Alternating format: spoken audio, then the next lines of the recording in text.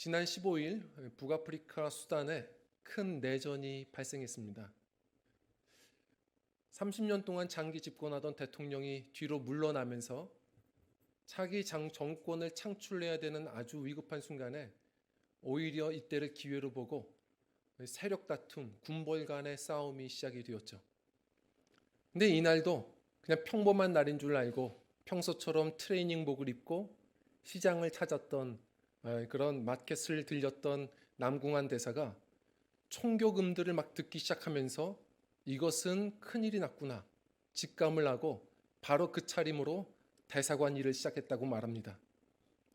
직원들과 함께 계속해서 9개 지역에 나눠서 살고 있던 한국 교민들에게 연락을 취하고, 근데 연락이 닿지 않은 사람들은 정말 영화 같죠. 방탄차를 타고 그 사람들 하나하나 끌어내기 위해서 또 곳곳을 신방 다녔다고 합니다. 결국은 교민들을 28명, 사실 전체는 29명인데 그곳에서 사업을 하셔서 남으신 한 분 빼놓고 28명을 다 구출하기 위해서 대사관에 모집하는 것, 거기까지가 이 직원들이 할 수 있는 전부였답니다. 그런데 대한민국 국가에서 이제는 지원해 주는 것을 마냥 기다리는데, 감사하게도 순식간에 이번에는 육해공군이 다 와서 지원해 줬죠.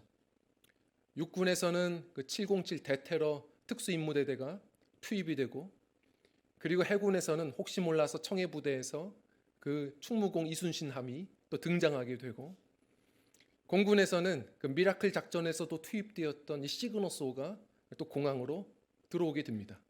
자, 그런데 문제는 결국 비행기를 타고선 탈출을 해야 되는데, 지금 그 하루툼이라는 이 대사관에 있었던 지역의 공항이 격전지가 되어버린 겁니다. 갈 수가 없습니다. 그리고 모든 공항길들이 다 막힌 것 같습니다.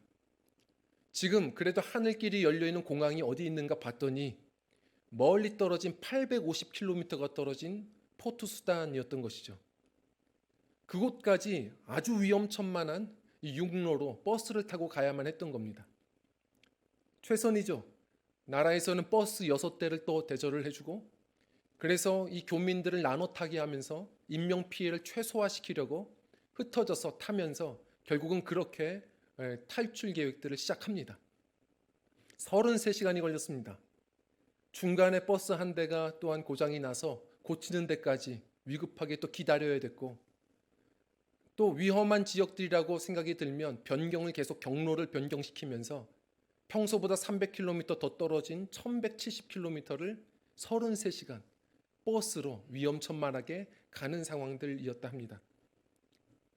저렇게 하루틈에서 포트 수단으로, 그리고 도착하여 비행기를 갈아타며 탈출을 하는 것이죠.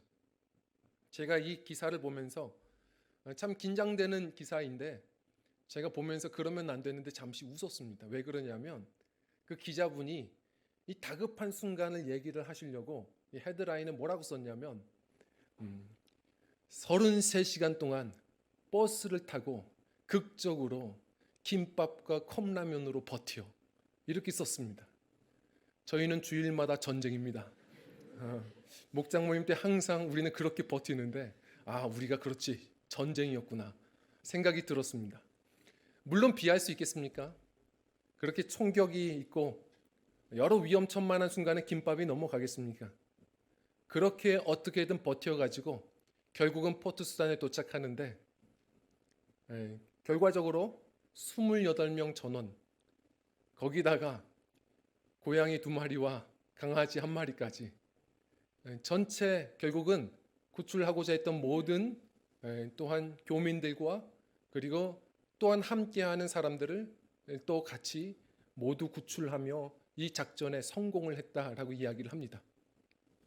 제가 이 기사를 보면서 가슴이 떨렸던 건 뭐냐면, 항상 이런 대작전에는 작전명이라는 게 있거든요. 예전에 아프가니스탄 내전에서도 그 순간에서도 우리는 미라클 작전이라고 했죠. 이번에 작전의 이름이 더 저는 감동되었습니다. 작전명이 뭐였냐면 프라미스입니다. 약속입니다.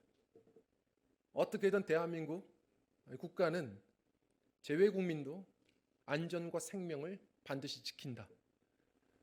이 약속을 지키겠다는 일념으로 그래서 정신무장하고 모든 병력들이 투입되었다고 이야기합니다. 성도님들, 약속이 있기 때문에 우리가 세상 사는데 때로는 기적도 있는 것이고 감동의 드라마도 펼쳐지는 것 같습니다. 그래서 신앙생활이 즐거운 겁니다. 신앙이 무엇입니까? 성경은 구약, 신약, 약속의 책입니다. 우리 하나님은요, 우리가 늘 잊고 있죠. 늘 찬양 부를 때 그러나 우리는 깨닫습니다. 그는 약속을 지키시는 분, 프라미스 키퍼입니다. 예수님은 그 약속의 결정체이시고 성령님은 약속의 보증이 되신다 하십니다. 갈라디아서 4장을 보면 우리는 누구냐? 약속의 자녀라고 얘기하는 겁니다. 신앙생활은 약속 붙드는 겁니다. 그래서 우리에게 주신 이 기도라는 선물도 그렇습니다. 능력 있는 기도는 그냥 하소연하는 게 아닙니다. 약속을 지키시는 분인 걸 우리는 깨닫고 주님이 주신 말씀 붙들고 씨름하는 겁니다. 이것이 우리 신앙의 선배들이 우리에게 알려준 유산입니다. 힘겹고 어려운 순간에도 세상 소리 듣지 않고 하나님 말씀 붙들고 기도했습니다. 오늘날 우리가 이것을 많이 놓쳤습니다. 우리는 이 유산을 다시 찾아야 하는데요. 히스기야를 통해서 우리가 한번 좀 봤으면 좋겠습니다. 히스기야는 이 순간에 기도로 돌파해냅니다. 약속 붙들고 나아갑니다. 우리 1절부터 3절 말씀을 먼저 읽어보겠습니다. 시작. 히스기야 왕이 듣고 그 옷을 찢고 굵은 배를 두르고 여호와의 전에 들어가서 왕궁의 책임자인 엘리야김과 서기관 셈나와 제사 중 장로들에게 굵은 배를 둘려서 아모스의 아들 선지자에게 이사야에게로 보내매 그들이 이사야에게 이르되 히스기야의 말씀이 오늘은 환난과 징벌과 모욕의 날이라. 아이를 낳을 때가 되었으나 해산할 힘이 없도다. 아멘. 히스기야 왕은 다윗의 길을 걸었던 하나님이 참 칭찬해 주신 왕입니다. 그런데 그의 인생 속에서도 두 번의 큰 위기가 옵니다. 자, 이 큰 위기를 물론 지난주에 말씀 나눈 것처럼 믿음으로 돌파하는데 그 믿음 어떻게 돌파하는 겁니까? 힘겨운 순간에는 그 믿음이 어떻게 작동하죠? 믿음의 기도로 돌파하는 겁니다. 히스기야는 그래서 기도로 유명한 왕입니다. 매 순간 기도로 돌파했습니다. 오늘 말씀도 마찬가지입니다. 지금 아수르의 사내립이 18만 5천 대군을 끌고서 예루살렘을 포위했습니다. 이것은 무슨 말이냐면 저 북쪽에서부터 오는데 형제 나라 북왕국을 이미 멸망시켰습니다. 성도님들, 강도가요 총을 들고 우리에게 겁박을 줘도요 물론 두렵죠. 그런데 아직까지는 버틸만 합니다. 언제부터 인질들이 큰 고통에 빠지냐면 정말 옆에 있는 한 사람을 쏘고 얘기하면 그때서부터는 정말 다 두려움에 깊이 빠져버리는 겁니다. 히스기야는 지금 북왕국이 멸망한 걸 봤습니다. 철저하게 무너졌습니다. 자신의 형제 나라가, 그것도 지파로 따지면 10지파가 있는 저 위쪽이 더 강해 보이는 그 나라가 처참하게 무너진 걸 봤습니다. 버틸 재간이 있겠습니까? 이제는 자신의 나라가 둘러싸였습니다. 이 순간은 어떻게 해야 될까요? 히스기야는 그 순간에 어떻게 하냐면 베옷을 입고 지금 결단하는 겁니다. 성전에 나아가 기도하는 겁니다. 자, 그리고 자신의 신하들을 불러서 심부름을 시키는데 이사야 선지자에게 보내요.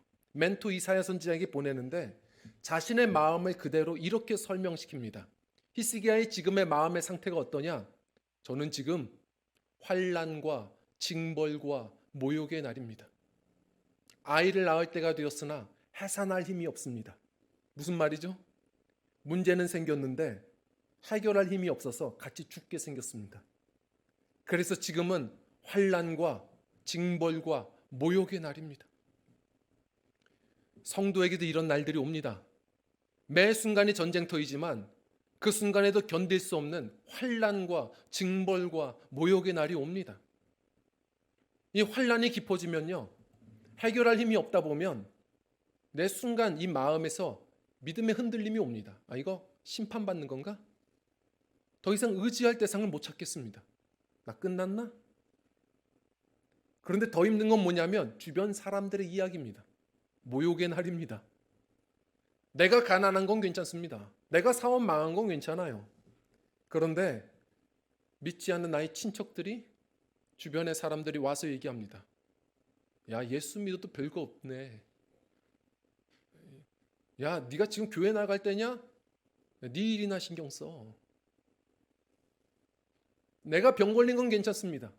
믿지 않은 사람들이, 형님 지금 교회 갈 때예요? 그 아무 소용없어요. 형님 맨날 그렇게 살아봐야 아무런 티도 안 나는구만. 수치를 던질 때 이게 우리 신앙인으로서는 모욕의 날이고 못 견디겠는 겁니다. 성도님들, 그렇게 힘겨운 순간 맞이합니다. 히스기야도 지금 마음까지 꺾였습니다. 꺾였지만 그러나 그는 그 순간에 성전으로 나아갑니다. 믿음이란 무엇이냐면 기도할 수 없을 때도 기도하는 겁니다. 그게 희망의 끈입니다. 물론 신음소리 납니다. 그러나 신음 한숨은 그저 스쳐 지나가는 것이지만 주님께 나아가 한숨 지을 때 그 소리는 기도가 됩니다. 우리 히스기야처럼 우리 정말 환난과 징벌과 모욕의 날 우리가 할 일은 우리 성전이신 주님께 나아가 기도하는 일입니다. 야고보서 5장 13절 14절을 보면 아주 우리 신앙생활을 이렇게 아주 선명하게 이야기해 줬습니다. 신앙생활이 뭘까요? 단순한 겁니다.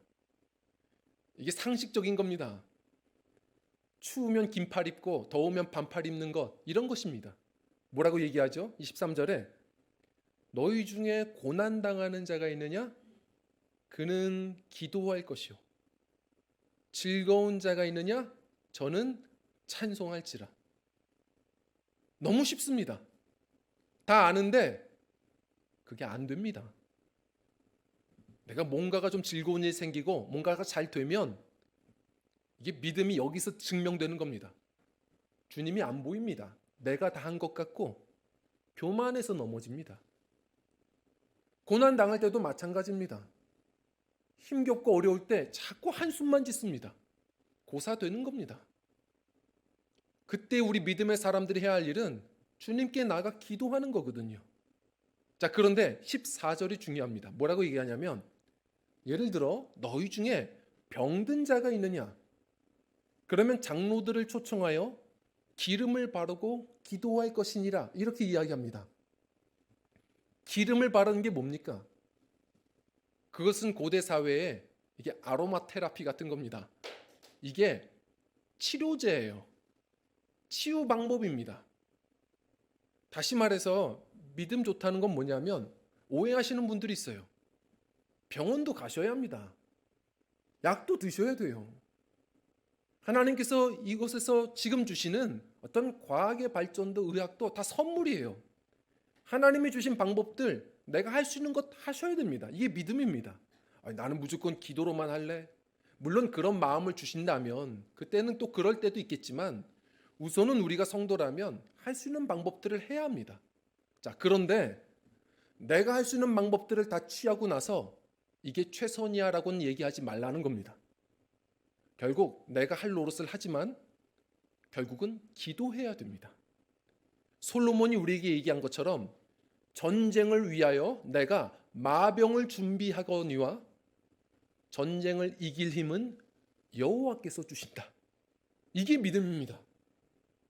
결국은 내가 믿음으로 그때그때 주시는 지혜로 할 수 있는 일들을 하되 결국은 이 승리는 주님께서 하셔야 되는 일입니다. 내가 할 수 있는 일들을 하고 주님께 온전히 맡기며 기도로 돌파하셔야 됩니다. 그게 승리입니다. 잘 들으셔야 합니다. 히스기야는 다윗의 길을 걸었습니다. 다윗은 어떤 길을 걸었는데요? 다윗은 골리앗과 싸웠습니다. 다들 두려워 떨 때에 하나님의 이름을 망령되이 일컫는 저 골리앗과 대적했습니다. 골리앗의 이 말을 들었던 겁니다. 40일 동안 호령하면서 이 골리앗이 뭐라고 말했죠? 이스라엘 진영아 들어라. 너희들 중에 대표 나와라. 나도 대표다. 싸우자. 지금 이 싸움은 나라와 나라 싸움이 아니다.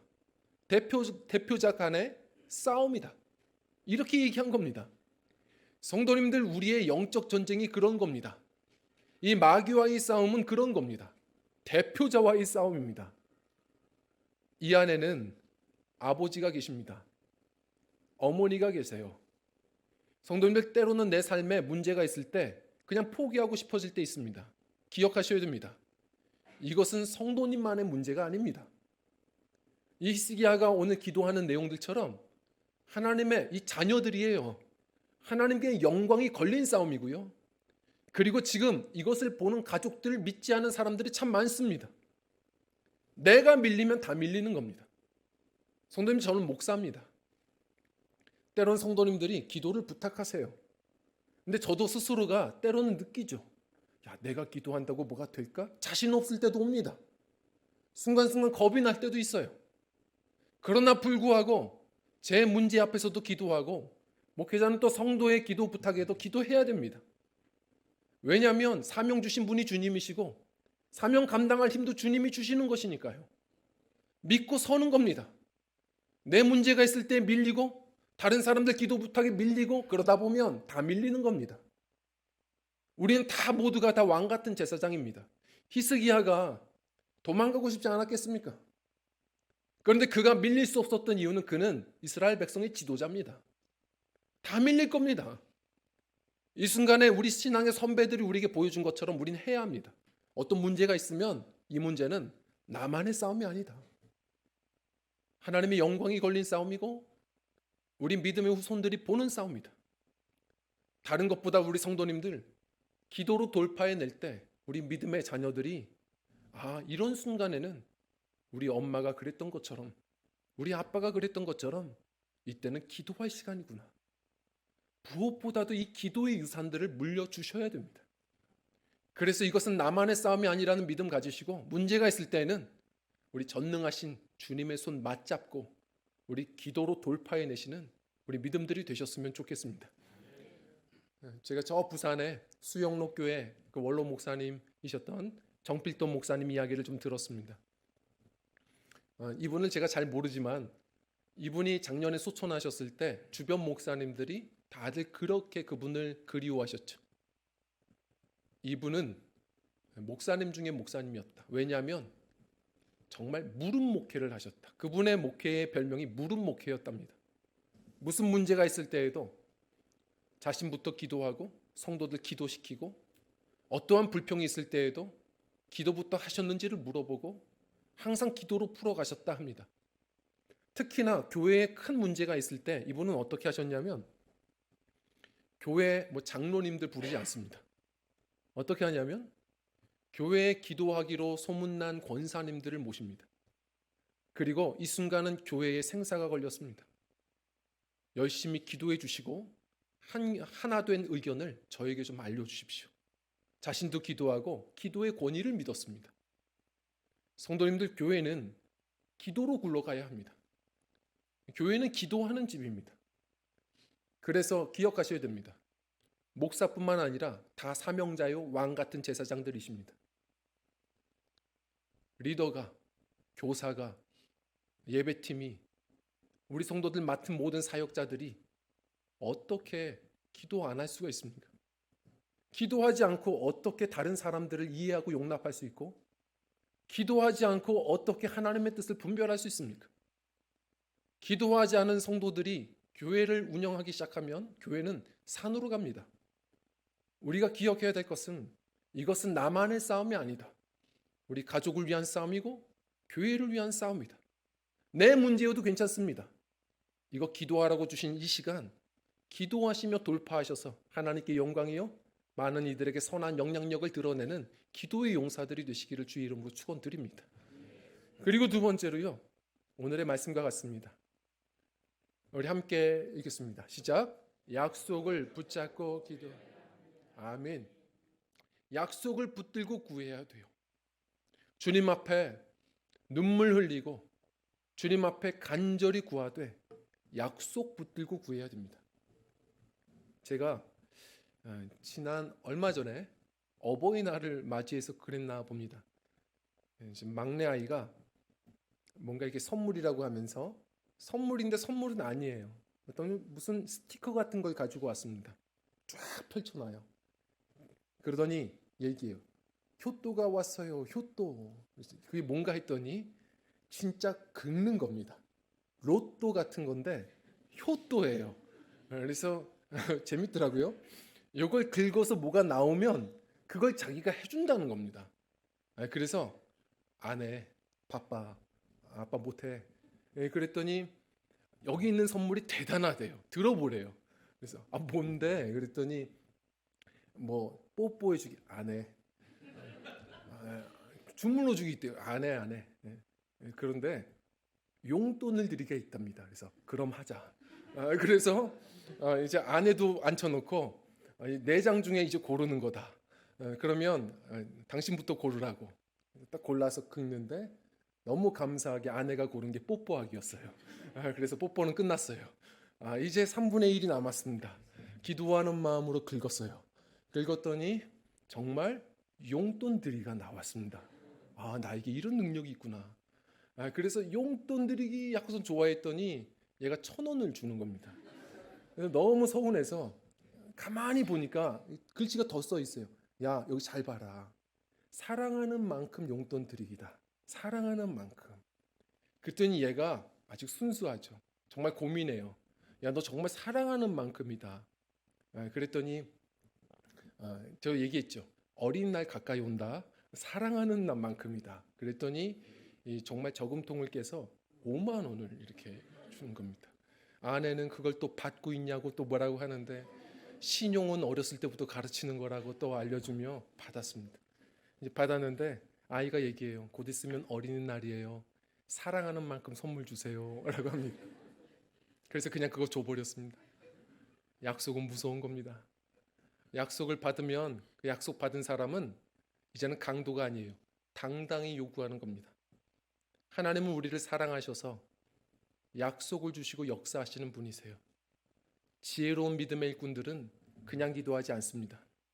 항상 우리가 기도 많이 하지만 기도하시는 분들 상황만 가지고 기도하고 감정만 가지고 기도하면 물론 하나님은 그 마음도 들으시지만 성도님들 그것은 그냥 하소연입니다. 진짜 기도는 믿음의 기도여야 하고 바로 흔들리지 않은 주의 말씀 붙들고 하는 기도여야 합니다. 오늘 말씀을 좀 우리가 좀 생각해 보려고 하는데 우리 4절 말씀을 좀 읽어보도록 하겠습니다. 읽겠습니다. 시작.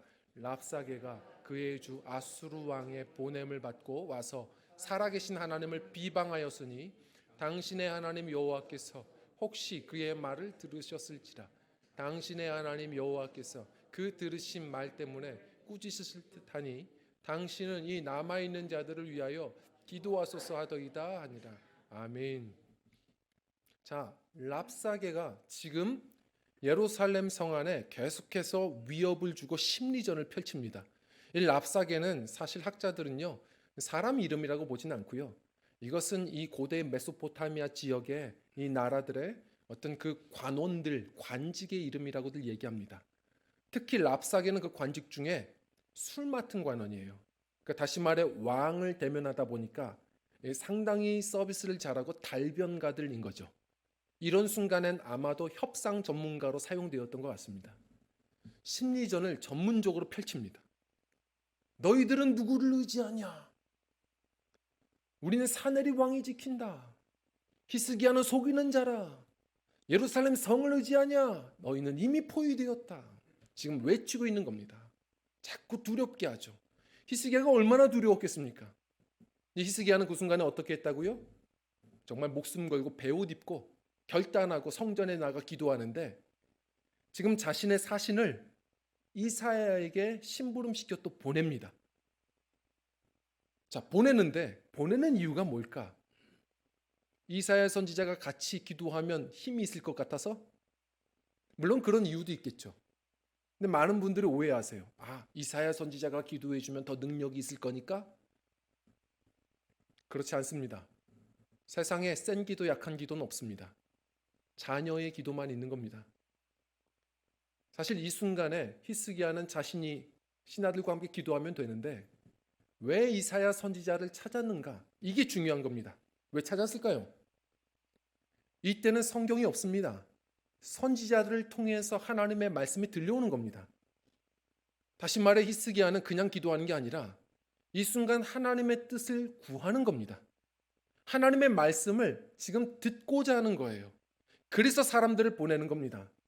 하나님이 어떤 뜻을 말씀하시는지, 항복하라고 하시는 건지, 이 상황이 무엇인지 지금 랍사게는 끊임없이 말하는데 하나님의 말씀 위에 서겠다는 겁니다.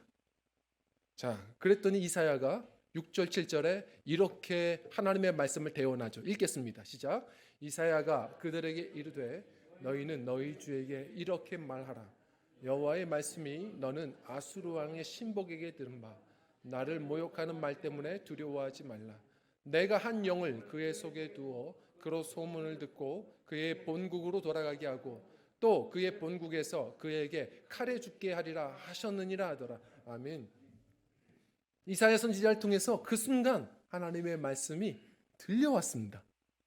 자, 뭐라고 하시죠? 항복하라? 아닙니다. 두려워 마. 나를 모욕하는 그 말 때문에 또 겁내지 마라. 내가 들었다. 내가 일할 것이다. 얘기하는 겁니다. 성도님들 기억하셔야 합니다.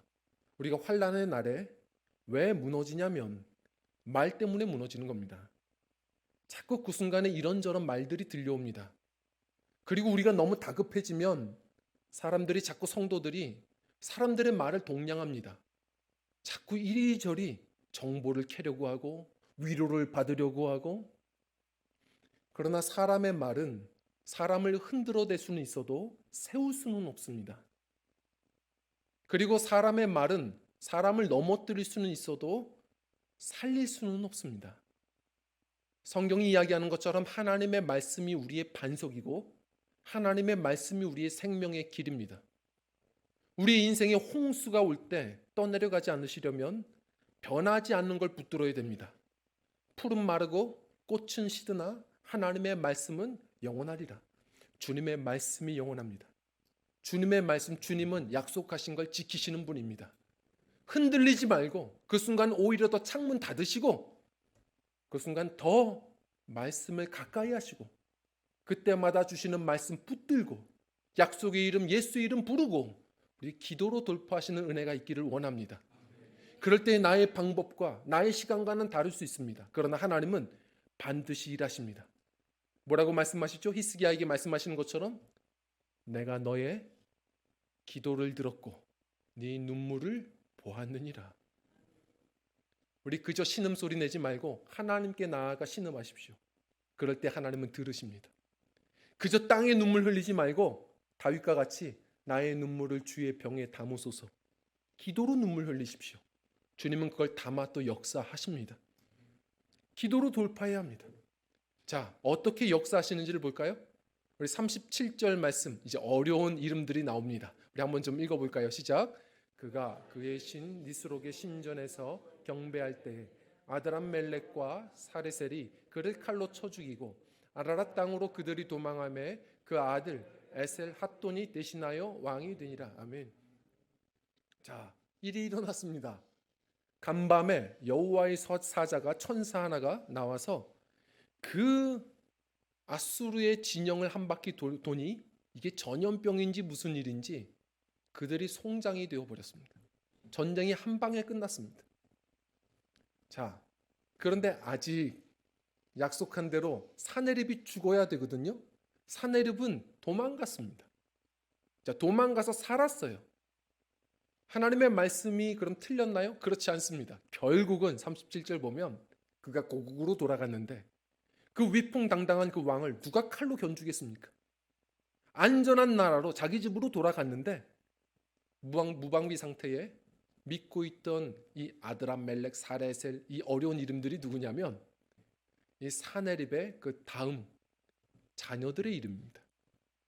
자녀들의 칼에 더 비참하게 그 교만한 왕이 최후를 맞이하게 됩니다. 내 생각과 다르지만 하나님의 정하신 시간에 하나님의 방법으로 반드시 주의 약속은 이루어집니다. 그래서 그 믿음 붙들고 끈질기게 씨름하는 이들이 하나님의 위로를 얻는 줄 믿습니다. 이사야 선지자가 바로 이 순간에 이 비밀을 좀 알려줍니다. 이사야서를 읽다 보면 이사야가 히스기야의 멘토이다 보니까 이 상황이 똑같이 표현되어 있습니다. 그런데 뭐라고 얘기하죠? 이사야 선지자가 왜 하나님이 히스기야에게 이런 구원을 베푸셨는가? 이게 참 저희에게 의미심장합니다. 35절 말씀, 이사야서 37장 35절입니다. 읽겠습니다. 시작. 대저 내가 나를 위하며 내 종 다윗을 위하여 이 성을 보호하며 구원하리라 하셨나이다. 아멘. 기억하십시오. 단지 히스기야가 이뻐서만이 아닙니다. 우리 하나님은 우리 하나님의 자녀들, 우리 자녀들이 결국 하나님의 영광이 걸린 싸움인 겁니다. 하나님은 하나님의 영광을 위해서 친히 당신의 열심으로 일하시는 분이십니다. 이 믿음 가지셔야 됩니다. 우리는 우리만의 문제가 아닙니다. 주님의 영광이 달린 우린 자녀들입니다. 자, 그런데 그 다음이 중요한데 내 종 다윗을 위하여는 무슨 말입니까? 이게 오래전 다윗에게 약속하셨던 것. 내가 이 성을 영원토록 지킬 것이다. 약속하신 겁니다. 하나님은 다시 말해 약속을 지키시는 겁니다. 이것을 아는 성도들이 이 비밀을 깨닫고 말씀을 가까이 하고 붙들고 씨름하는 겁니다. 주님은 신실하신 분이십니다. 우리 남은 인생이 항상 전쟁터일 것입니다. 지금만이 아니라 끊임없이 전쟁터일 것입니다. 25일에 드디어 전원 구출되어서 우리 고국의 땅을 밟았던 우리 교민들, 그 가운데 이 대사님이 이렇게 해서 고백을 했던 내용이 있었습니다. 첫날은 잠이 오지 않더랍니다. 왜냐하면 매일같이 듣던 그 총성 소리가 들리지 않으니까 오히려 낯설어서 불안해서 잠을 못 자겠더랍니다. 너무 조용하니까. 거기다가 그렇게 목숨 걸어서 또 돕던 이 주은의 참사관이 이런 얘기를 합니다. 전쟁통에 정말 마음까지도 다 잃어버렸는데 비행기에 탔어도 눈물도 안 나더래요. 그런데 신기한 것은 고국에 딱 도착하니 자신을 도와주는 나라가 있고 반겨주는 국민들이 있다라는 소식을 눈으로 목격하면서 갑자기 눈물이 하염없이 쏟아지더랍니다. 성도님들, 우리의 인생도 마찬가지입니다. 멈춤 없는 전쟁터입니다. 때때로는 내 힘으로 견딜 수 없는 환난과 징벌과 모욕의 날들이 다가옵니다. 그 순간에도 성도는 믿음으로 기도하며 나아가야 합니다. 하나님의 영광이 달렸고 그리고 우리의 자녀들의 또 미래가 믿음이 달려 있습니다. 우리는 아버지고 누가 뭐래도 어머니고 우리는 또한 각자 맡은 직분이 있고 사명자들입니다. 기도로 돌파해 내어야 합니다. 믿음으로 약속 붙들고 기도하셔서 우리 때마다 하나님께서 내가 너의 기도를 들었고 내 눈물을 보았다. 많은 응답의 열매를 누리며 살아가시는 믿음들. 그리고 결국은 우리의 인생 마지막 순간, 이 전쟁이 끝나는 그 순간에 우리 주님 만나는 그 순간 주님의 품에 안겨서 그제서야 기도의 총을 잠시 내려놓고 주님의 품에 안겨 모든 눈물을 씻기시고 잘했다 충성된 종아 칭찬해 주신 주님 품 안에서 영원히 안식하게 되는 한평생 믿음의 승리자들이요, 한평생 기도로 승리하는 기도의 용사들, 저와 성도님들 되시기를 간절히 축원드립니다. 함께 찬양하고 기도하겠습니다.